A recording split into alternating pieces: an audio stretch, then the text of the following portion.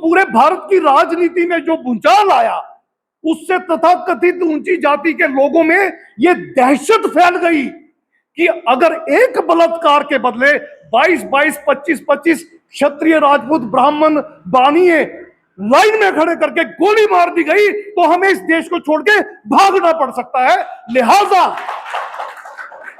लिहाजा इनके जख्म पे थोड़ा मरहम लगाना पड़ेगा, इनको शांत करना पड़ेगा, इनको ये दिलासा देना पड़ेगा कि आपके लिए स्पेशल कानून आ गया है, अब आप ऐसा कुछ ना करिएगा, कानून आपकी रक्षा करेगा। मगर ये दावे से आज 2025 हम अब 10वें महीने में, अक्टूबर महीने की 12 तारीख को यहां इकट्ठे हुए हैं, मैं ये दावे से कह सकता हूं ये कानून बिल्कुल बेकार साबित हुआ।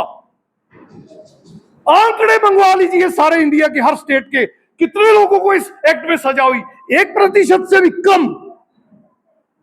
जम्मू कश्मीर में जितनी भी एट्रोसिटीज हुई हैं, और खास करके 370-35 से हटने के बाद जब से इन मनुवादियों का राज आया है, मनुवादियों के हौसले बुलंद हुए हैं, उसके बाद से लेके तो बाढ़ आ गई है SC/ST एट्रोसिटीज की। तो कितने लोगों को अब तक सजा हुई या कितना न्याय मिला?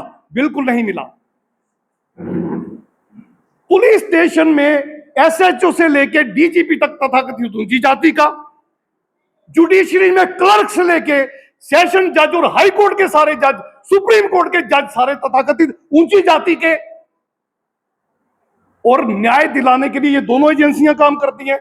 दोनों की दोनों एजेंसियां हमारे SC/ST वर्ग के अपोजिट खड़ी हैं। ना सिर्फ SC/ST, OBC के अपोजिट खड़ी हैं, मुस्लिम के अपोजिट खड़ी हैं, सिख के अपोजिट खड़ी हैं, क्रिश्चियन के अपोजिट खड़ी हैं। हमारे मूल निवासी बहुजन समाज और माइनॉरिटी जो लोग हैं, जो अल्पसंख्यक लोग हैं, उन सबके विरोध में सारी व्यवस्था खड़ी है। तो फिर न्याय कैसे मिलेगा? काफी अरसे बाद बिश्नाह में एक सेमिनार आज आपने ऑर्गेनाइज किया है, आप सब बधाई के पात्र हैं। मेरे से पहले 2 वक्ता और अधिवक्ता, दोनों अधिवक्ता थे, दोनों एडवोकेट थे। शेख शकील अहमद जी मेरे बड़े अजीज दोस्त, और रमन जी मेरे बड़े अजीज छोटे भाई की तरह दोस्त। बड़े विस्तार से उन्होंने आपके सामने आर्टिकल 370-35A की बात भी रखी, और एट्रोसिटीज जो आज हमारे SC/ST के साथ हो रही हैं पूरे भारत में, उस पर रमन जी ने बात रखी। मैंने मेरी 2 मेन क्वालिफिकेशंस हैं। एक तो LLB प्रोफेशनल है, आप जानते हैं मैं वकील हूँ। इसके अलावा मैंने एक CS की है, कंपनी सेक्रेटरीशिप। मैं fellow member institute of company secretaries का रहा हूं, बाद में मैंने खुद ही रिजाइन कर दिया वहां से। तो 35A की वजह से मेरा प्री स्कूलिंग से लेके LLB कंप्लीट करने तक का टोटल खर्चा मैं दावे से कह सकता हूं मैक्सिमम 20,000 से ज्यादा नहीं आया होगा। प्री स्कूलिंग से लेके LLB प्रोफेशनल तक मेरी क्वालिफिकेशन का खर्चा 20,000 से ज्यादा नहीं आया होगा। प्राइवेट ट्यूशंस की मैं बात नहीं कर रहा, जो लोग प्राइवेट लेते हैं उनका ज्यादा खर्चा होता होगा, मुझे नहीं पता, मगर मैं गवर्नमेंट इंस्टीट्यूशंस की बात कर रहा हूं। और यह सिर्फ इसलिए संभव हो पाया क्योंकि मैं जम्मू कश्मीर में पैदा हुआ, जहां 35A ने मुझे प्रोटेक्ट करके रखा। हमारी कॉलेज में नॉमिनल फीस थी। मैं SC/ST OBC की बात नहीं कर रहा, सबकी बात कर रहा हूं।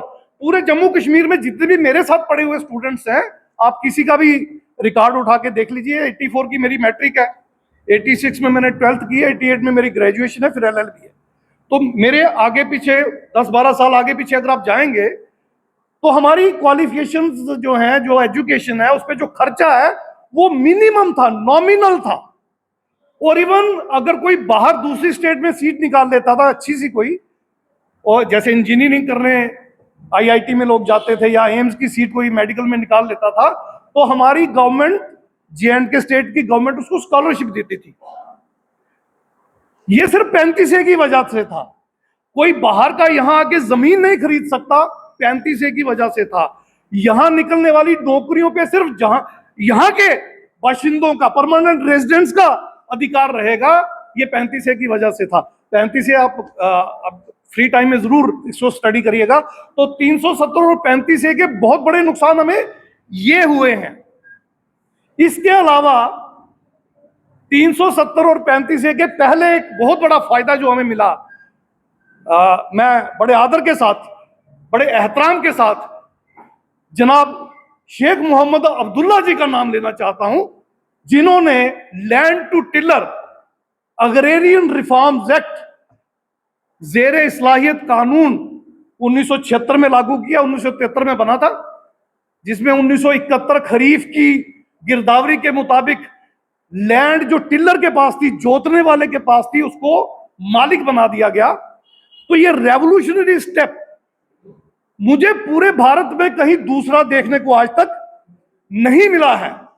ये बधाई मैं सिर्फ और सिर्फ शेख अब्दुल्ला जी और उनकी टीम को ही दे सकता हूं कि उनके आगे बेटे और पोते ने कोई ऐसा काम आम जनता के लिए नहीं किया है, तो उनके लिए मेरी तरफ से कोई ज्यादा मुबारकबाद नहीं है। मगर हाँ, शेख मोहम्मद अब्दुल्ला जी की वजह से हमारे वो SC ST लोग और काफी सारे OBC के लोग जिनके पास जमीनें नहीं थी, दूसरों की जमीनें जोतते थे और ज्यादातर ब्राह्मण और राजपूतों की जमीनें जोतते थे, वो उन जमीनों के मालिक बन गए थे।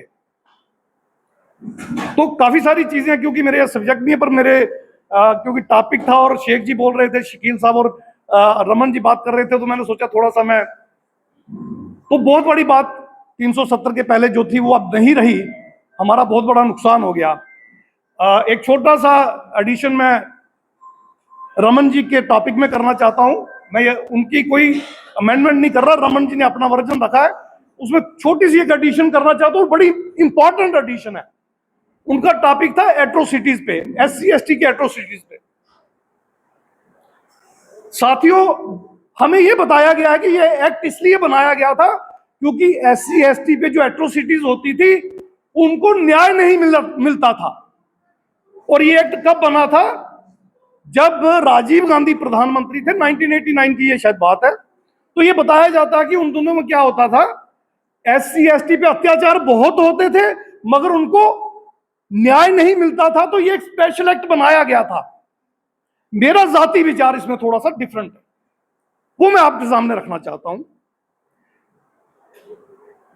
तकरीबन 84 में शायद फूलन देवी वाला कांड हुआ है। यूपी में हमारी एक बहन वीरांगना फूलन देवी, जिसका 22 क्षत्रिय राजपूतों ने बलात्कार किया था और निर्वस्त्र करके नंगा उसे पूरे गांव में घुमाया था, और इस अत्याचार के बदले में हमारी वह बहन वीरांगना फूलन देवी ने उसी गांव में घुसकर उन्हीं 22 दुर्दांत अत्याचारी क्रिमिनल्स को लाइन में खड़ा करके गोली मार दी थी। पूरे भारत में एक भूचाल आ गया था। यूपी की राजनीति तो हिली ही हिली, पूरे भारत की राजनीति हिल चुकी थी। और सवाल ये उठने लगे थे कि अगर ये दबा कुचला समाज, और मैं ये आपको बता दूं, वीरांगना फूलन देवी जिस समाज से आती हैं, मल्ला या निषाद समाज उन्हें कहते हैं, उनकी भी हालत SC ST से कम बदतर नहीं थी। तो कोई अपने दिमाग में ये ना रखे कि वो OBC में थी तो शायद बड़ी बेहतरीन हालत में थी, ऐसा नहीं था। बिल्कुल बराबर SC ST के ही बदतरीन हालात से पैदा हुई वो हमारी वीरांगन बहन, जिसने ये काम किया, एक भूचाल ला दिया पूरे भारत में। तो पूरे भारत की राजनीति में जो भूचाल आया, उससे तथाकथित ऊंची जाति के लोगों में ये दहशत फैल गई कि अगर एक बलात्कार के बदले 22-22, 25-25 क्षत्रिय राजपूत ब्राह्मण बानिए लाइन में खड़े करके गोली मार दी गई तो हमें इस देश को छोड़ के भागना पड़ सकता है। लिहाजा इनके जख्म पे थोड़ा मरहम लगाना पड़ेगा, इनको शांत करना पड़ेगा, इनको ये दिलासा देना पड़ेगा कि आपके लिए स्पेशल कानून आ गया है, अब आप ऐसा कुछ ना करिएगा, कानून आपकी रक्षा करेगा। मगर ये दावे से आज 2025 हम अब 10वें महीने में, अक्टूबर महीने की 12 तारीख को यहां इकट्ठे हुए हैं, मैं ये दावे से कह सकता हूं ये कानून बिल्कुल बेकार साबित हुआ। आंकड़े मंगवा लीजिए सारे इंडिया के हर स्टेट के, कितने लोगों को इस एक्ट में सजा हुई, 1% से भी कम। जम्मू कश्मीर में जितनी भी एट्रोसिटीज हुई हैं, और खास करके 370-35 से हटने के बाद जब से इन मनुवादियों का राज आया है, मनुवादियों के हौसले बुलंद हुए हैं, उसके बाद से लेके तो बाढ़ आ गई है SC/ST एट्रोसिटीज की। तो कितने लोगों को अब तक सजा हुई या कितना न्याय मिला? बिल्कुल नहीं मिला। पुलिस स्टेशन में SHO से लेके DGP तक तथाकथित ऊंची जाति का, जुडिशरी में क्लर्क से लेके सेशन जज और हाई कोर्ट के सारे जज, सुप्रीम कोर्ट के जज सारे तथाकथित ऊंची जाति के। और न्याय दिलाने के लिए ये दोनों एजेंसियां काम करती हैं। दोनों की दोनों एजेंसियां हमारे SC/ST वर्ग के अपोजिट खड़ी हैं। ना सिर्फ SC/ST, OBC के अपोजिट खड़ी हैं, मुस्लिम के अपोजिट खड़ी हैं, सिख के अपोजिट खड़ी हैं, क्रिश्चियन के अपोजिट खड़ी हैं। हमारे मूल निवासी बहुजन समाज और माइनॉरिटी जो लोग हैं, जो अल्पसंख्यक लोग हैं, उन सबके विरोध में सारी व्यवस्था खड़ी है। तो फिर न्याय कैसे मिलेगा? 84 में दंगों में सिखों का जो नरसंहार भारत में हुआ, इंसाफ मिला? नहीं मिला, नहीं मिला। हमारे मुस्लिम भाइयों बहनों के साथ 2001 में गुजरात में जो नरसंहार और बलात्कार हुए, मास रेप, मास किलिंग हुई, नरेंद्र मोदी CM थे, वहां पर गृह मंत्री यही अमित शाह थे। क्या आपको आज तक इंसाफ मिला? और जिन लोगों को थोड़े से मुट्ठी भर गिने चुने लोगों को सजा हुई, पीछे इस केंद्र सरकार ने उनको छुड़वा भी दिया था। और आपको पता है उनके गले में हाथ डालकर तथाकथित ऊंची जाति के लोगों ने क्या नारा लगाया था? ये बलात्कारी ब्राह्मण नहीं है, संस्कारी ब्राह्मण है। क्यों? क्योंकि उन्होंने मुस्लिम लेडी, कानून किसी की रक्षा नहीं करता जब तक रक्षा करवाने वाला खुद पूरी ताकत के साथ उसके मुकाबले में डट के खड़ा ना हो जाए। नहीं कर सकता। जब भी कोई घटना होती है, जिस बच्ची के साथ या परिवार के साथ होती है, अभी आप देखिए अखनूर में दूसरी बार राजपूतों ने उसी परिवार को फिर पीटा। SC/ST एट्रोसिटीज एक्ट है ना आपके जम्मू कश्मीर में, क्या कर रहा है? कहां घास चल रहा है आपका एक्ट? कहां घास चल रही है आपकी पुलिस? कहां है आपकी जुडिशरी? क्या कर रहे हैं आप लोग? अरे अपनी बच्चियों को फूलन बना दीजिए, एक्ट गया भाड़ में। मैं देखता हूं कौन माई का लाल आंख उठाकर देखता है। बनाना होगा। मेरा पिछले 70 साल का तजर्बा जो इस भारत की तथाकथित आजादी का है, आजादी नहीं थी, वो सत्ता हस्तांतरण था। गोरे अंग्रेज चले गए, इन काले अंग्रेजों को ताकत देके चले गए और ये हमें क्रश करने में यूज करते हैं। कोई लोकतंत्र बहाली नहीं हुई। संविधान को उन्होंने लागू होने ही नहीं दिया। बाबा साहब का क्या हश्र किया था इन्होंने जब संविधान बन रहा था। बाबा साहब की शव यात्रा निकाली थी, बाबा साहब के पुतले फूंके थे, भारत के संविधान की प्रतियां जलाई गई थी। सब कुछ इन्होंने भारत के संविधान और निर्माता के विरोध में तब करके बता दिया था। और अब ये सत्ता में आके बार बार इसे बदलने की बात कर रहे हैं।